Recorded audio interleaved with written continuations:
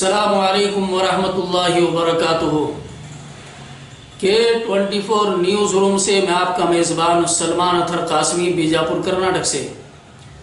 नाज़रीन, आपसे अपील है हमारे चैनल को सब्सक्राइब करें, लाइक करें और बेल आइकन के बटन को दबा दें ताकि आपको हमारी ताज़ा तरीन खबरें मिल जाया करें। बड़ी अहम खबर लेकर आपके सामने हाजिर हुआ हूँ। नाज़रीन, जैसा कि आपको मालूम है 1992 यानी दिसंबर 1992 को बाबरी मस्जिद इन्हदाम का मामला पेश आया था और अब अदालत उज़्मा में ये मामला ज़ेर समाअत है। नाज़रीन, लखनऊ की खुसूसी अदालत ने बाबरी मस्जिद के शहादत के गुनहगार यानी बाबरी मस्जिद के इन्हदाम मामले में लखनऊ की CBI अदालत ने गुज़िश्ता 2 दिन पहले उस वक्त के वज़ीर आला कल्याण सिंह की पेशी हुई याद रहे, खुसूसी CBI अदालत ने दिसंबर 1992 को अयोध्या बाबरी मस्जिद शहादत के मामले में 32 यानी 32 मुलजिमीन के बयानात रिकॉर्ड कर रही है अदालत उज़्मा। बाबरी मस्जिद शहादत के मामले में 32 मुलजिमान के बयान रिकॉर्ड हो रहे हैं। कल्याण सिंह के अलावा इस मामले में धर्म सेना के कौमी सदर संतोष दुबे CBI अदालत में पेश हुए। बाबरी मस्जिद इन्हदाम के मामले में कुल मुलजिमीन 49 लोगों को मुलजिम बनाया गया था। इसी तरह से बीजेपी के सीनियर रहनुमा उमा भारती का पहले ही बयान रिकॉर्ड हो चुका है। अभी इस मामले में साबिक नायब वजीर आजम LK अडवाणी और साबिक मरकजी वजीर मुरली मनोहर जोशी के बयानात कलमबंद होना बाकी हैं। नाज़रीन, हमारी इस अपडेट पर नज़र बनी रहेगी। हम इंतज़ार करेंगे अदालत का क्या अपडेट सामने आता है और आपके सामने रखते जाएंगे।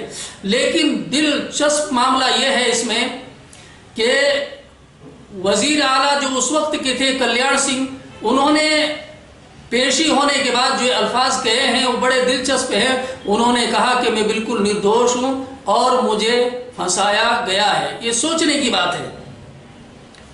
इसी तरह से नाज़रीन, दूसरी खबर हमारे सामने है, दावत व तबलीग यानी जमातियों के ताल्लुक से है। दिल्ली की अदालत उज़्मा ने 14 ममालिक के जमातियों को रिहाई का परवाना दिया है, यानी उनको रिहाई का परवाना मिल चुका है। और इससे कबल इसी तरह से सहारनपुर में भी जमात के साथियों को यानी जमात को अदालत की तरफ से रिहा किया गया है। याद रहे, लॉकडाउन के दौरान वीज़ा रूल समेत मुख्तलिफ इल्ज़ामात की खिलाफ वर्जी करके तबलीगी जमात के प्रोग्राम में हिस्सा लेने के लिए तबलीगियों पर मुकदमा दर्ज किए गए थे, यानी जमात के साथियों पर मुकदमा दर्ज किए गए थे। उस वक्त आपको याद होगा जो हमारी बड़ी मीडिया है, इलेक्ट्रॉनिक मीडिया है, भोंपू मीडिया है, उन्होंने चीख चीख कर कहा था कि मस्जिदों में छुपे हुए हैं जमाती, मस्जिदों में छुपे हुए हैं तबलीगी और ये कोरोना फैला रहे हैं और कोरोना बम बन गए हैं।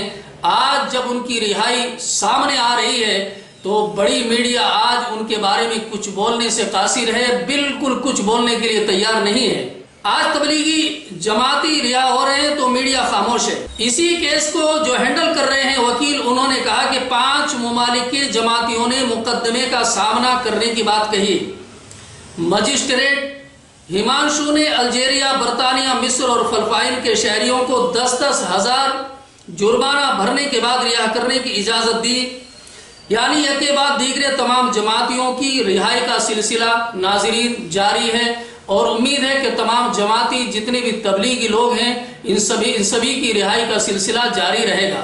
क्योंकि हम आपको यहाँ पर एक बात कहते चले, जहाँ पर तबलीगी जमात का मामला है, जो मरकज निज़ामुद्दीन से मुंसलक है, इनका क्या मामला है? या तो ये बात करते हैं जमीन के नीचे की या फिर बात करते हैं आसमान के ऊपर। या तो कहेंगे कब्र में क्या होगा और कब्र में किस तरह से हिसाब व किताब होगा, या फिर बात करेंगे जन्नत या जहन्नम या आसमान की करेंगे। इनका दूसरा काम कुछ भी नहीं होता है। नाज़रीन, इसी चीज को सामने रखते हुए तीसरी खबर हम आपके सामने रखने जा रहे हैं, जो इस वक्त पूरी दुनिया और खुसूसन हमारा मुल्क कोरोना वायरस से दो चार है।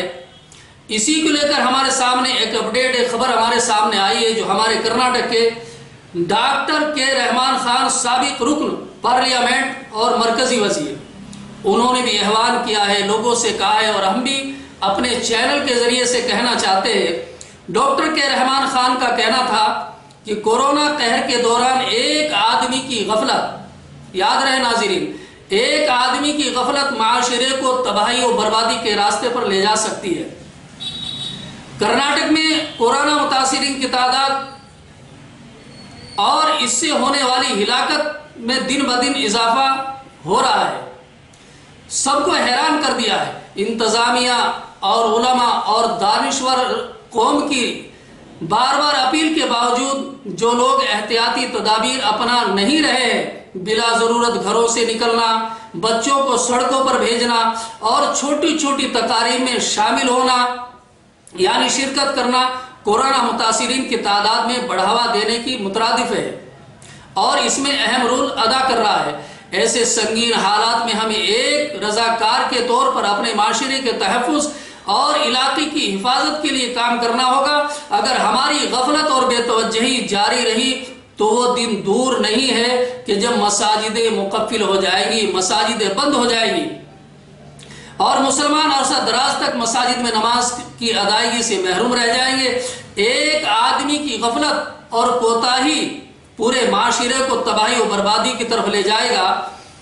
ہمیں ایک غیور اور حساس قوم کی طرح اپنا کردار ادا کرنا ہوگا۔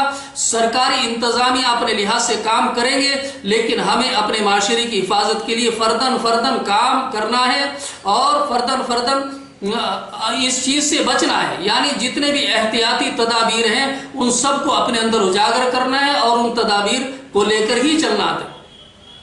معاشرتی طور پر ایک ایسی مہم چلائے جس سے عوام بیداری پیدا ہو اور کورونا سے حفاظت کے لیے کمر بستہ ہو جائے۔ سنگین حالات کو دیکھتے ہوئے اجتماعی طور پر علماء اکرام چند دنوں کے لیے مساجد کا رخ نہ کرنے پر کیا غور نہیں کر سکتے؟ جیسا کہ عرب ممالک میں کورونا وائرس کی روک تھام کے لیے اقدام کیے گئے تھے، یہ کہنا تھا ڈاکٹر کے رحمان خان۔ لیکن ہم آپ کو بتا دیں کہ پوری دنیا اور خصوصاً ہمارا ملک اور اس کے اگر نزدیک آپ آئیں گے، ہمارے کرناٹک میں بھی جو کورونا کے قہر ہے، کیسز ہے، وہ بہت زیادہ بڑھ رہے ہیں۔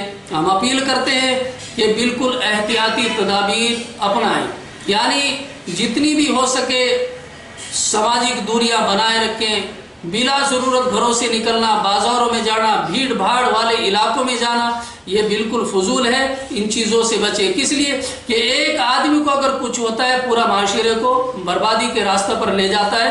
ہماری آپ سے اپیل ہے کہ ان چیزوں سے بچنے کی کوشش کریں۔ میں آپ سے انشاءاللہ پھر کسی جو اہم خبر لے کر آپ کے سامنے حاضر ہوں، اسی طرح سے ہماری نظر بنی رہے گی، جو بھی ضروری خبر ہوگی پھر آپ کے سامنے حاضر ہوں۔ جب تک کے لیے مجھے اجازت دیں۔ السلام علیکم ورحمۃ اللہ، مل جایا کریں۔